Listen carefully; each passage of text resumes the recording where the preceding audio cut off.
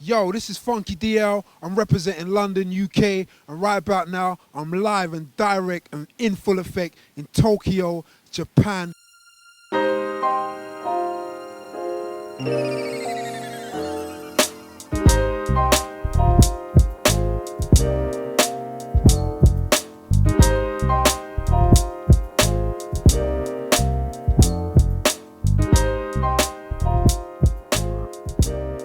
I remember going to Japan in 1999 to do some recording with Nujabes, and he had mentioned that he was working with another artist named Substantial. Similar to DL, I had already heard through Nujabes about like different people he was working with, and he gave me the vinyl of "People Don't Stray." I want to say he gave me that during my first trip there in 2000. I'm not sure if he had already done quite a bit of work with Stan or was in the process. I wasn't sure at what stage they were at. Actually, I'm not even sure if it was even the first trip that I took, because I took a second trip like the next year in the 2000 to record more stuff with Nujabes. And it was on either one of those trips. As I remember it, I think we went out somewhere and maybe to a restaurant or something. I'm not sure. And I remember meeting Stan. I remember it being outside. You were on the way out of the building as I was on my way in the building. And it was definitely Park Ave Studios, and when he had his studio set up there. You know, that far back, it's specifically how we met. But one thing I know is that we met in Tokyo. Yeah, for sure.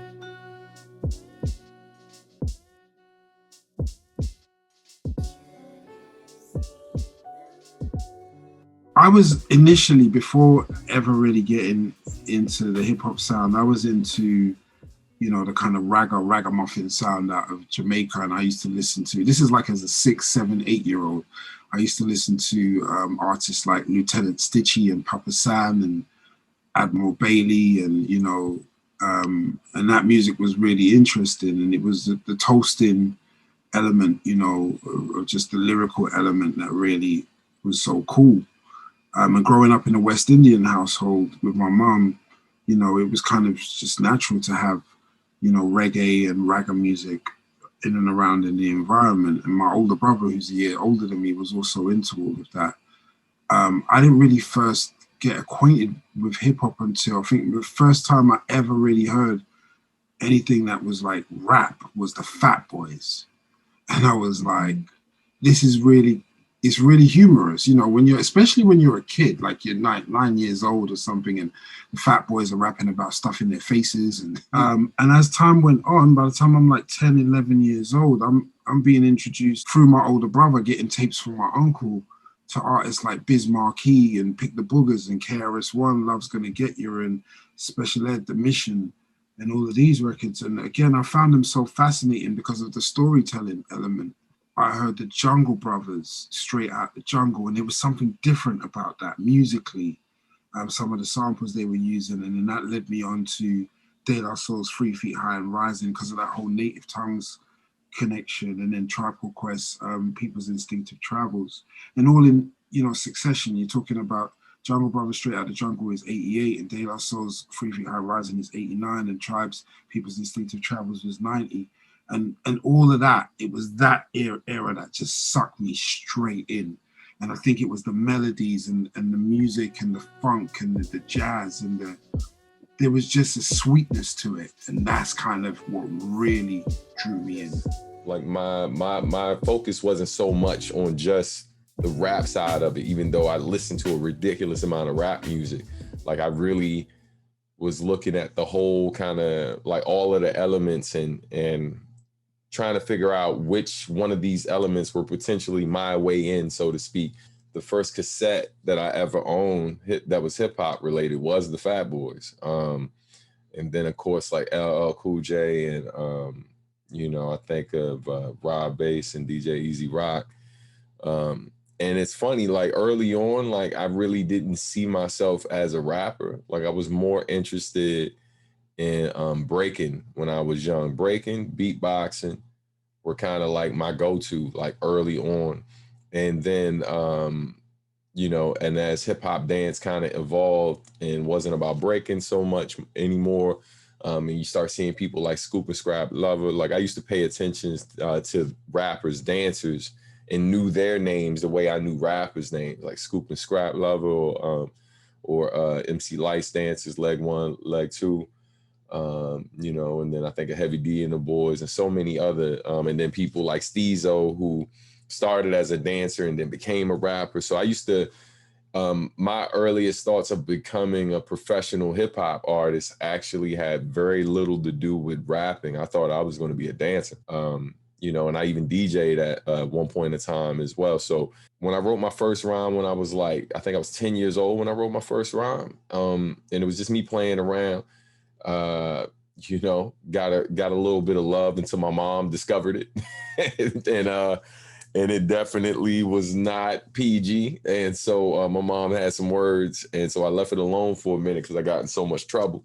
And then by the time I got to freshman year of high school, I was my voice started to really change and get a lot deeper. And we would be at the lunch table, beating on the tables, reciting our favorite rap lyrics. And one of the homies just gave me the craziest compliment. He was like, man, you actually sound better saying some of the songs than the rappers who wrote it. And that was like, talk about stroking the ego, boy. I was like, man, I can do this for real. By the time I turned 15, I recorded my first demo. And as quick as I recorded that demo, I was in talks with some people who were affiliated with Columbia Records. I was like, yo, this is insane, like how fast things really started happening at such a young age. And so you know, very early on I realized that this was very much like a viable path for me. Yeah, what's going on, y'all? We're coming to you live from Tokyo. You know what I mean? I'm tired, son. We just did the last show. Joint was off the hook. You know what I mean? And right now I'm in good company, man. We're gonna work. We're gonna start from this side and then work our way around the table. Pace rock, real fast. All right, and then over here to my left, we got UK's finest in the building right now. All right. In 2015, we had all kicked it in Tokyo and Osaka.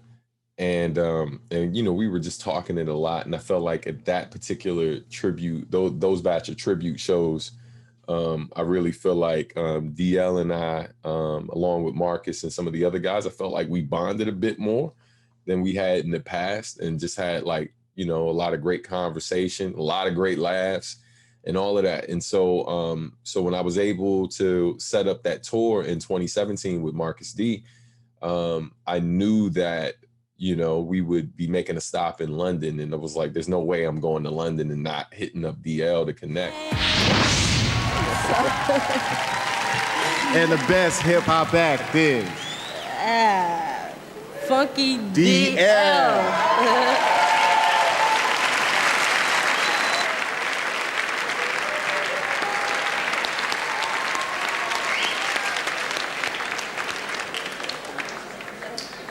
Yo, I just want to say thanks to all the people that have, you know, influenced me in my life and whatnot, and to put together the album Classic Was the Day. And I just want to thank all the people that went out there, supported it and bought it. Thanks a lot. One of the things that I've always been really, really keen to do, especially coming up in the 90s, in the late 90s, you know, that was a time, especially in the mid 90s, when remixing, you know, especially when you're a producer, like remixing other people's work and kind of giving a spin or putting a different version or a tint on someone else's work was a big thing in the 90s. And that kind of died out, you know, and that was something that I didn't really get to do much of as an artist, really coming out into the game, you know, through the late 90s. And I always wished I could do more of it. And so throughout my career, I've always looked for the opportunity to play that role. We've collaborated, you know, on other recordings with P.R. and Marcus D, and even on my album Black Current Jazz 3. But, you know, it's been few and far between. And so I felt like we could do something that was a little bit more, excuse the pun, substantial, you know? So when DL reached out a few months back, you know, and pitched the idea to me, you know, it's, before I even looked at my schedule, it was like, hell yeah. When he wanted to go the remix route, I found that super interesting just because, you know, as a producer, I actually enjoy remixing projects more than I do like producing from scratch. Like I enjoy the challenge of it, you know what I mean? And all of that. So from him changing like the tempo of certain songs and then finding like vocal samples and stuff that just happened to be in the same key of like different melodies that I was singing in, and people like Precious Joubert, who's on the project, you know, he's just masterful with it, man. And he did an amazing job. And it's dope to watch like people whose stuff you're very familiar with continue to grow. It's like, even though I kind of had an idea of what to expect from him, still like I'm hearing this stuff like, yeah, man, my guy's nasty, like, you know. And so, and especially when you look at how quick like we turned it around as well. Like there are people who need months to do it. And granted, I didn't write the rhymes from scratch, but there was still like additional work that had to be done, and you know, and I tackled like the visual art because I have a background in design and stuff. So there was a lot that we still had to do, even though this is an EP. And to look at how quick everything turned around is just a testament to people who know how to get work done when it's time to go to work. You know, I know that if there's time constraints, you know, and it's difficult to just like, yo, we're gonna do a new project, and then suddenly you got to go and write, and you know, it's sometimes you might not be in that zone, in that space. But I always knew that making beats was something I could do on the fly, and I could do pretty well. So I said to Stan, let's do something where you don't have to write. Let me not bog you down with like, okay, like just throw some acapellas at me, some stuff that you think is dope, because I think that I could put a different spin on that music. And that kind of work is really, really exciting for me to do. And, you know, I have this thing where I don't take beats that I already made and you know, kind of put them over acapellas and stuff that I get from people. I always try to look at what the acapella is doing, you know, rhythmically, listen a bit to the original, and then put my tint on it. And one of the main reasons, even if I got dope beats sitting around, why I won't use them is because I've heard them so much already that I will start to lose excitement, you know, for where a recording is going if it's not new and it's not fresh to me. And so coming together to do the EP, you know, from before we even started the work was an exciting concept. And, you know, to work with Substantial in a more substantial capacity, and being a rapper that I've always revered, you know, I think throughout Substantial's career, I've heard when he spits bars, and I'm like, I'm a little bit jealous, you know. You know, and he's got the voice, he's got the right voice, the flow, the cadence, you know, some of the patterns, and his skill within lyricism is top notch, you know, it's A-star. And so I just knew that, you know, with the musical contribution from me, and you know, the lyrical contribution from him, and recordings that he's already got, we was going to be onto something that's going to be pretty cool. You know, I mentioned this brother a lot. It's like since that time in 2017, like there's probably not a week that goes by that I don't shout out this brother for something that I've learned from him. And that's the type of people you want to be around. That's the type of people you want to have like on your team, in your business, like hopefully in your family, right? Like you want to be able to surround yourself with people who ultimately gonna challenge you, inspire you to be better, and motivate you to do bigger and better things. I mean, his level of professionalism and knowledge of the biz, and most importantly, like, you know, he's a master at the craft, man. Like, you know, he's no slouch with the bars, but with these beats, you know, he's also a master there too. So like, having the pleasure of you know, just watching him work and seeing what my words have inspired like him to do production wise, like has been just amazing to witness and be a part of. So I've done a lot of collaborations, but not many in this kind of way, you know, in the way that we've approached it.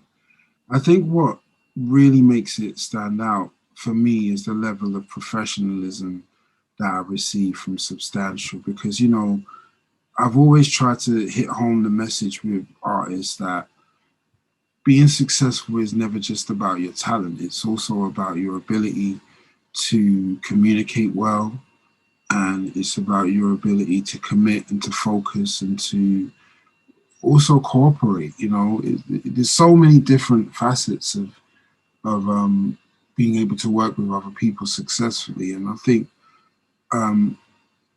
no slight to anybody else that I've worked with, but I think Substantial is in a different league from most people that I work with, just in the sense of being a professional. But I think that when you observe what Substantial does, you know, beyond just his music and including his music, but being an educator and, you know, being into the art and design, and it's not just a rapper we're looking at here. This is a businessman, and this is somebody who is trying to grow and trying to prosper, and always try to keep that happening along their journey. And somebody like that probably going to be easier to work with than someone who's just got a raw talent and nothing else, you know?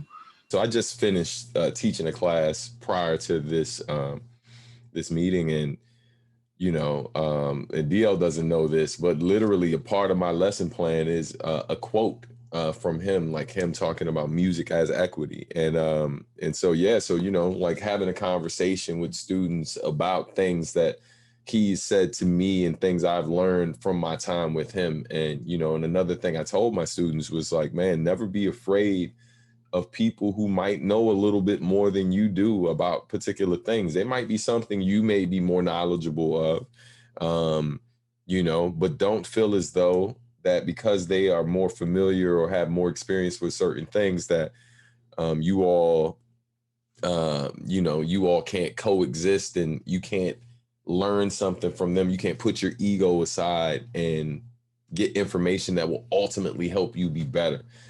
Substantial was always there as the front person of this project, but also to support whatever ideas and challenges that I had. And that's what makes, for me, this project stand out.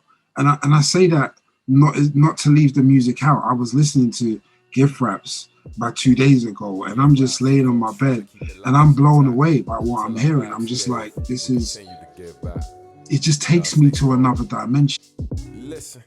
Underappreciated, concealing my feelings while my lenses are becoming the music on this project and the way that it combines with Substantial's artistry as a lyricist is enough to take you into another world as a listener. And so for me, it's not just the professionalism, but it's the creative specialism that we both have and both bring to the project that makes this project like no other that I've worked on. And the title came later.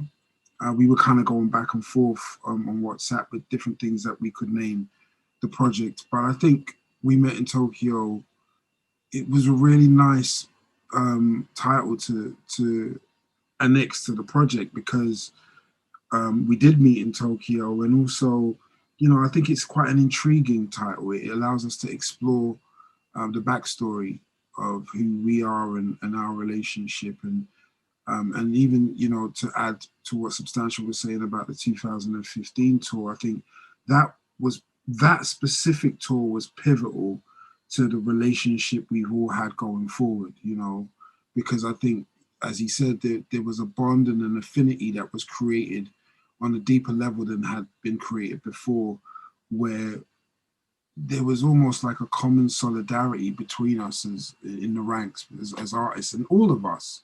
You know, that Fat John and Pace Rock and Shingo and Marcus D, and, you know, but it was, I think my memory of our time in Tokyo, and for the first time, specifically in 2015, and hanging out with Stan and the rest of the gang, was that this was fun.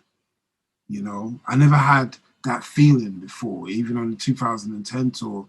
It didn't feel like fun. It was quite somber and, you know, solemn, but 2015 was like, this was fun. And so, you know, coming back to the EP, that specific experience cemented for me the meaningfulness of what we're doing. And I think We Met in Tokyo is a completely apt title.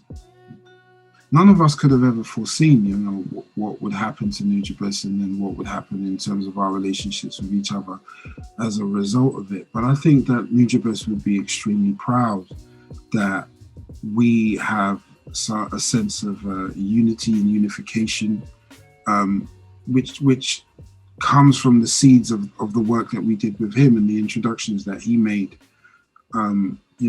to each of us about one another. I think, but I also think that we have now built relationships that are independent of,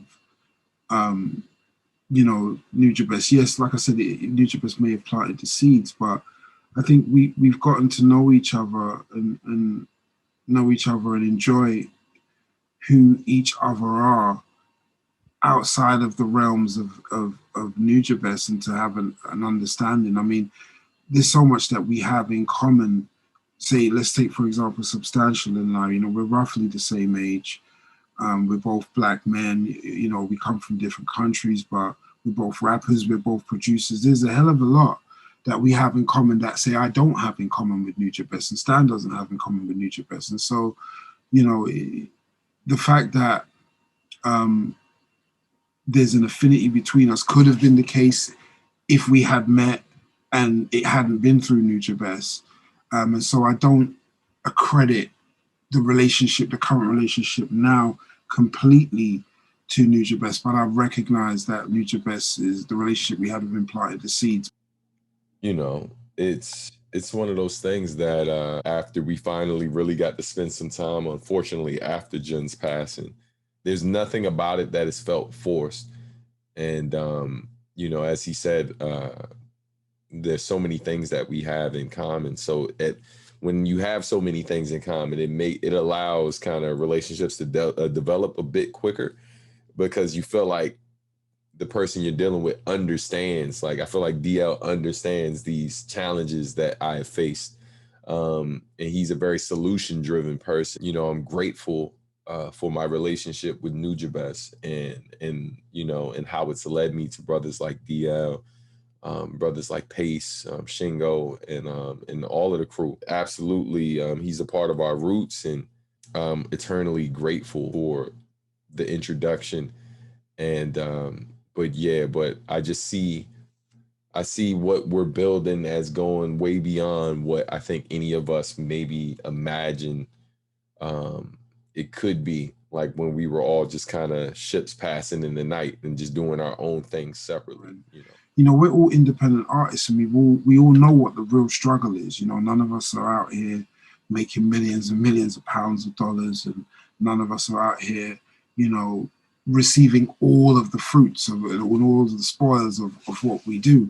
And as deserving as we may feel, there's still a struggle for all of us. And so to have an alliance of support from people who have been through similar experiences like you, and that can share those experiences and those times and those memories to whatever degree that they can share them, but have a real genuine affinity for each other, is special, but mostly, as I say in the word I keep using, is important.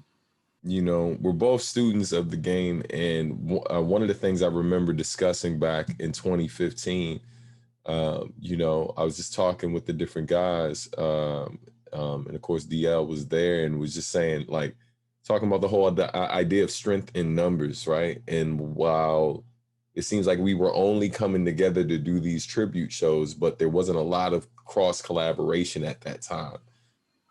I think the goal with any release that I'm involved in is for it to reach people who are really going to enjoy and appreciate it. I think at this point in my career, and it seems like almost quite an obvious answer.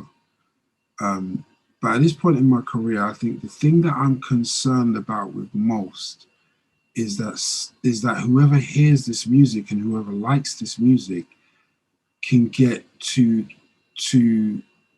have that experience over and over. Like, I've learned that the most important thing for me about making music is that the listener can engage with that creative experience and enjoy it as many times as possible. With collaboration, it's always an opportunity for you to grow as an artist, for you to grow as a person, and then hopefully to have the listener base grow as well with you. And so I think this is an opportunity for like some funky DL fans to experience my music for the first time, and then hopefully some substantial fans get to know Funky DL as well and see what I've seen for years. And so, you know, I think we both bring a certain aesthetic and certain quality to the table that, you know, are even though there has been some overlap in our fan bases, I'm pretty sure there's lots of DL fans who don't know who I am, and a decent amount of substantial fans who really don't maybe know enough about DL. Like, the goal is to continue to reach people and meet people where they are, build upon the brand that we've established and growth, you know, both as an artist and as a man. So we had an idea, we shared our thoughts about it, we explored the possibilities, we, you know, entered into trying to make something happen, and we succeeded, and we completed, and we're ready to share that with the world. And I think even just that process is not easy for many people. And so for me, it's every time I release music, you know, and we're about to release this EP, you know, soon, but it's almost like a massive celebration for me. And I hope, you know, the same for Stan. Like, I'm so excited I was thinking about this the other day. I was thinking about when We Met in Tokyo drops, people are going to lose their minds.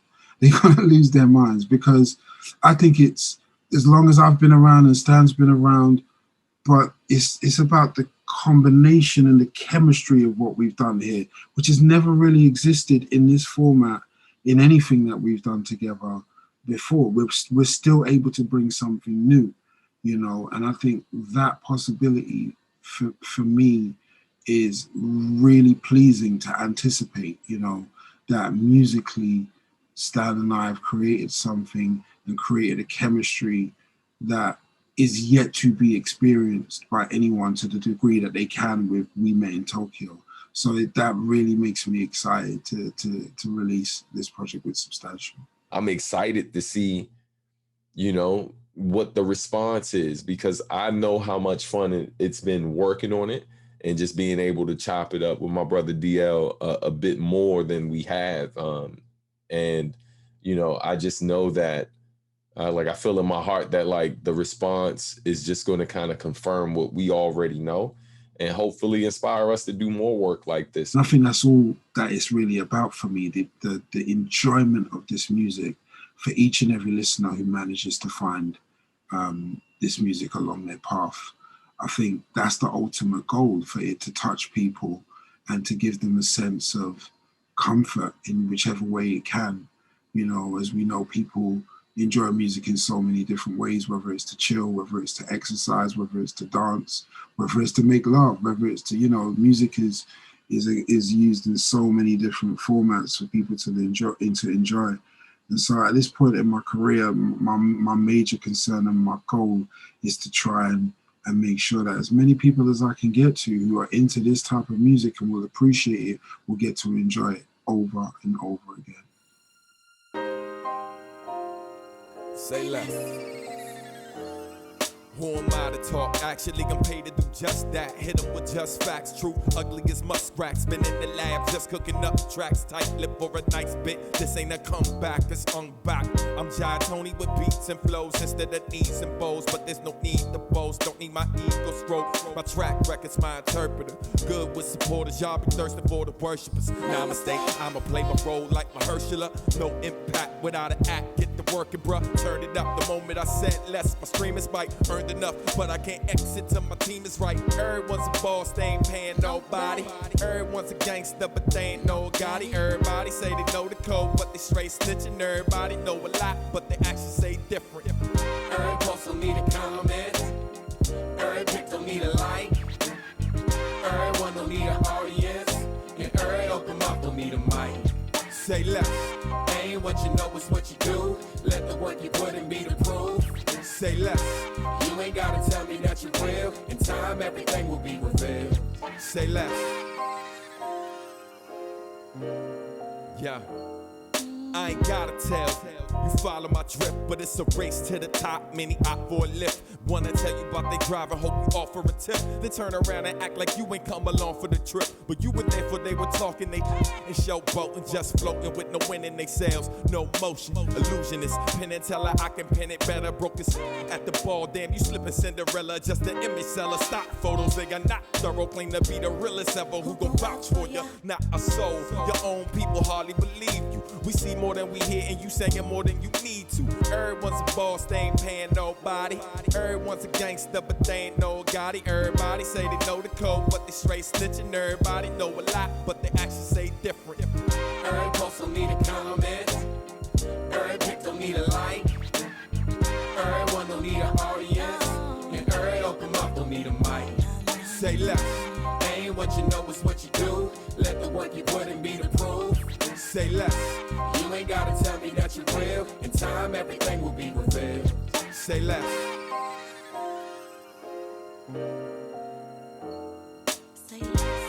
I'm just trying to give them some game. Don't matter if I yell it, they never hear what I'm saying. Then a stranger roll up and they damn near tell them the same. And they totally forget that I put that in their brain. They're too close to the picture, they can't even see the frame. How I brought it together, so I bother to explain. Put the plan into action, now my passion's turning.